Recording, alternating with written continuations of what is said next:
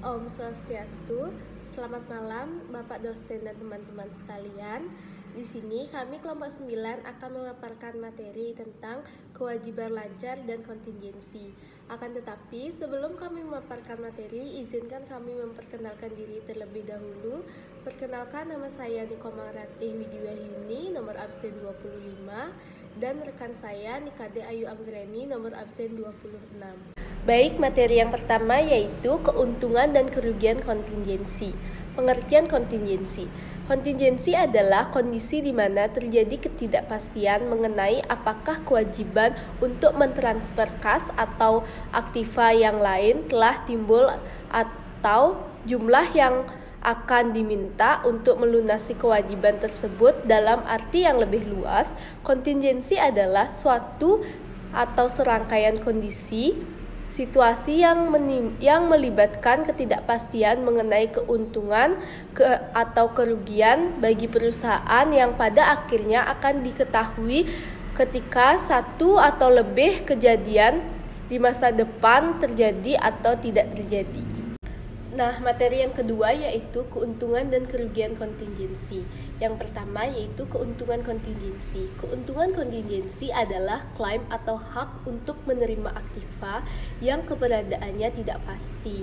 Akan tetapi pada akhirnya mungkin akan menjadi sah, seperti penerimaan yang mungkin atas uang dari hadiah, sumbangan, bonus, dan lain-lain. Yang kedua yaitu kerugian kontingensi. Kerugian kontingensi melibatkan kemungkinan terjadi kerugian, kewajiban yang terjadi sebagai akibat dari kerugian kontingensi menurut definisinya disebut sebagai kewajiban kontingen.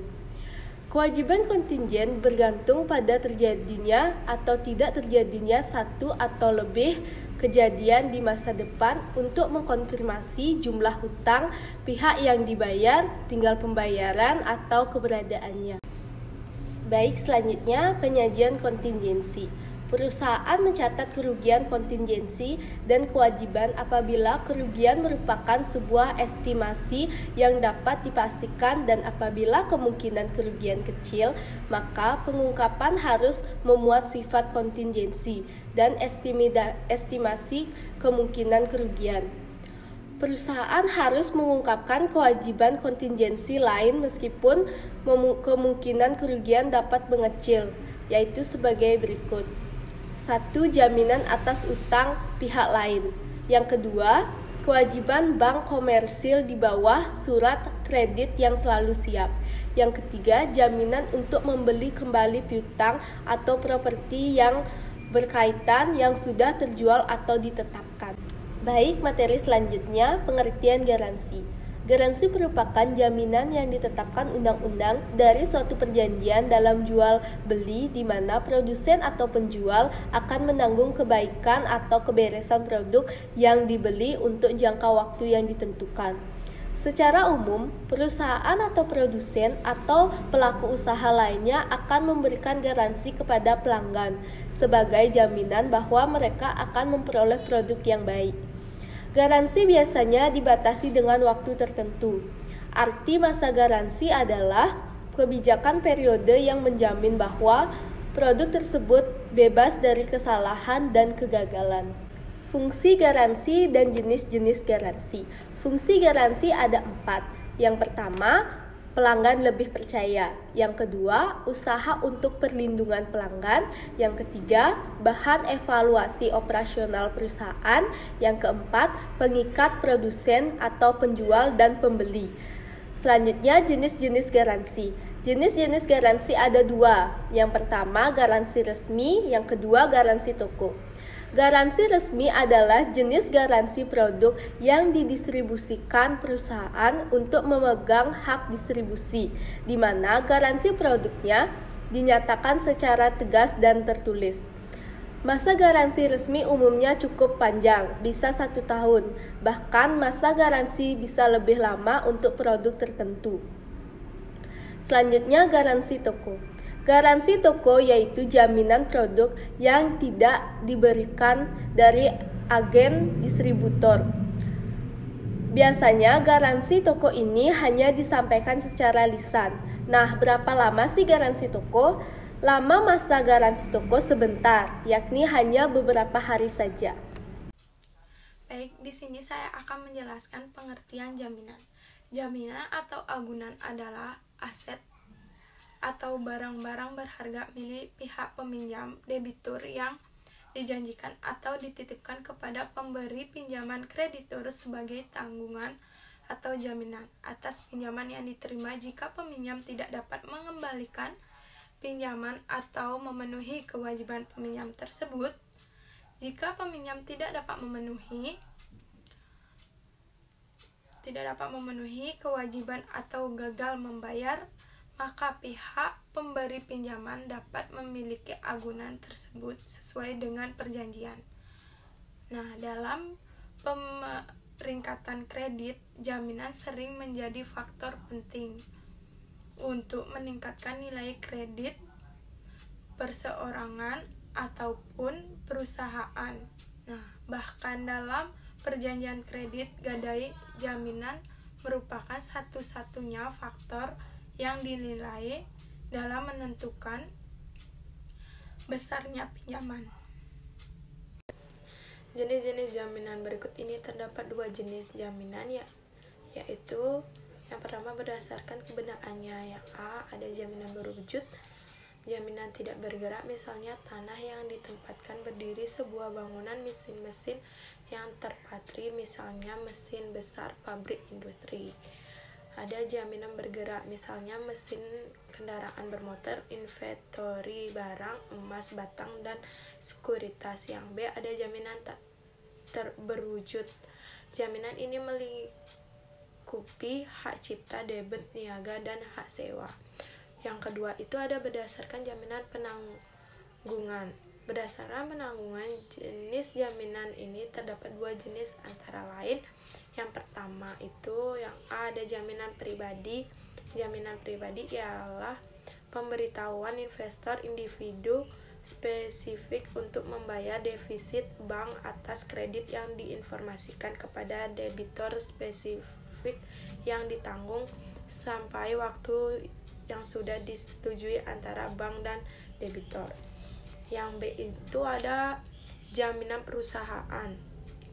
Jaminan perusahaan ialah memberitahu investor dalam perusahaan spesifik untuk membayar defisit bank atas kredit yang diinformasikan kepada debitur spesifik yang ditanggung sampai pada waktu yang sudah disetujui antara bank dan debitur. Dan ada tujuan jaminan guna melindungi efek defisit yang dialami pihak bank jika pelanggan tidak sanggup membayar kredit yang telah dipinjam. Atau dapat dikatakan jaminan dapat dipakai sebagai sumber pembayaran kredit dengan cara dijual. Nah, yang kelima itu ada unsur-unsur jaminan. Nah, unsur-unsur jaminan yaitu yang pertama merupakan jaminan tambahan, yang kedua itu diserahkan oleh nasabah debitur kepada bank atau kreditur.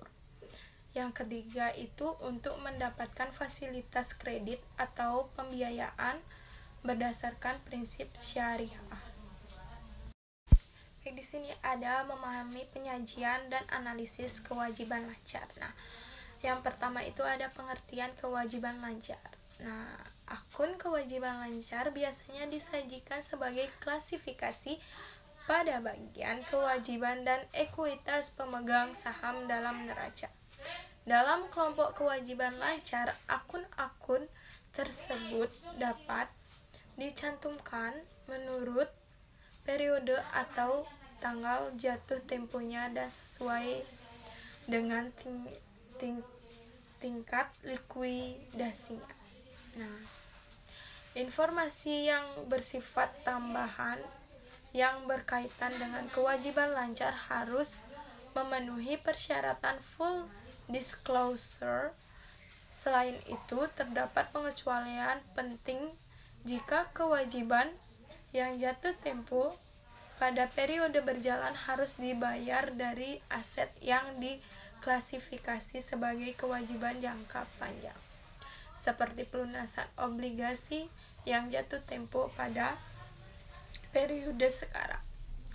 Jika suatu perusahaan mengeluarkan kewajiban jangka pendek dari kewajiban lancar karena pendanaan kembali, hal-hal berikut harus dimasukkan dalam catatan atas laporan keuangan. Yang pertama itu ada deskripsi umum dari perjanjian keuangan. Yang kedua itu persyaratan dari kewajiban baru yang telah atau akan terjadi. Yang ketiga, persyaratan dari sekuritas modal yang telah atau akan terjadi. Jenis-jenis kewajiban lancar di bawah ini merupakan beberapa jenis hutang lancar dalam akuntansi. Yang pertama itu ada hutang dagang. Hutang dagang adalah jumlah uang yang harus dibayar kepada pemasok atau pihak lain yang telah menyediakan barang atau jasa kepada perusahaan. Hutang dagang dapat berupa uang tunai atau cek yang diterima dari pembeli atau kredit yang diberikan oleh pemasok. Yang kedua itu hutang dividen. Hutang dividen adalah jumlah uang yang harus dibayar kepada pemegang saham sebagai bagian dari dividen yang dibayar. Ini adalah hutang jangka pendek yang biasanya harus dibayar dalam beberapa bulan setelah pembayaran dividen. Yang ketiga itu ada dana yang dikumpulkan untuk pihak ketiga. Dana yang dikumpulkan untuk pihak ketiga adalah jumlah uang yang dikumpulkan dari pelanggan untuk dimasukkan ke akun perusahaan pihak ketiga. Ini termasuk uang yang dikumpulkan untuk tagihan telepon, listrik, air, dan lain-lain. Yang keempat itu ada hutang gaji dan upah. Hutang gaji dan upah adalah jumlah uang yang harus dibayar kepada karyawan atau jasa mereka. Ini adalah hutang jangka pendek yang biasanya harus dibayar dalam beberapa minggu setelah tanggal gaji. Yang kelima itu ada uang muka dan jaminan yang dapat diminta kembali. Uang muka dan jaminan yang dapat diminta kembali adalah jumlah uang yang diserahkan oleh perusahaan kepada pihak lain untuk membayar biaya atau jaminan. Uang ini biasanya dapat diminta kembali ketika jaminan atau pembayaran telah selesai. Yang keenam itu wasal bayar. Wasal bayar adalah jumlah uang yang harus dibayar kepada pihak lain sebagai ganti atas suatu jasa atau produk yang telah dibeli. Wasal bayar dapat berupa cek, wasal, atau surat jaminan yang dikeluarkan oleh perusahaan. Yang ketujuh itu ada pendapatan diterima di muka. Pendapatan diterima di muka adalah jumlah uang yang diterima oleh perusahaan untuk produk atau jasa sebelum diberikan. Ini biasanya merupakan deposit atau uang muka yang diterima dapat pelanggan untuk memastikan pembayaran jumlah penuh di masa depan. Ciri-ciri akun utang lancar dalam akuntansi. Utang lancar misalnya seperti pinjaman jangka pendek, utang usaha, dan lain-lain. Hutang lancar harus dikategorikan berdasarkan waktu jatuh tempo, yaitu jatuh tempo dalam 1 tahun atau kurang dari itu. Hutang lancar harus dicatat menurut tingkat bunga yang relevan. Hutang lancar harus dicatat sebagai jumlah yang sebenarnya bukan jumlah yang diharapkan harus dibayar. Dicatat sebagai saldo kredit di neraca. Hutang lancar harus diperbarui setiap kali terjadi perubahan besar dalam jumlah yang harus dibayar atau jangka waktu pembayaran. Jika ada beberapa kontrak yang mengacu pada jumlah yang sama, maka kontrak tersebut dapat dikelompokkan menjadi satu hutang lancar. Analisis kewajiban lancar. Likuiditas yang berkaitan dengan kewajiban merupakan masalah waktu yang diharapkan untuk membayar kewajiban. Suatu perusahaan dikatakan liquid apabila dapat melunasi kewajiban-kewajiban dan mampu bertahap masalah keuangan. Terdapat 2 rasio yang dapat menghitung tingkat likuiditas perusahaan, yaitu yang pertama ada rasio lancar. Rasio lancar adalah rasio yang membandingkan total aset lancar dengan total kewajiban lancar dengan persediaan khusus bahan mentah dan barang dalam proses. Dipertanyakan berapa lama waktu yang dibutuhkan untuk mengubah mereka menjadi barang jadi dan apa yang akhirnya akan terwujud dalam penjualan barang dagang. Yang kedua itu ada rasio cepat. Banyak analisis menyukai rasio ini yang mengaitkan total kewajiban lancar, kas, investasi, jangka pendek, dan piutang. Baik, demikian pemaparan materi dari kelompok 9. Saya akhiri dengan para mesanti. Om Santi Santi Santi Om.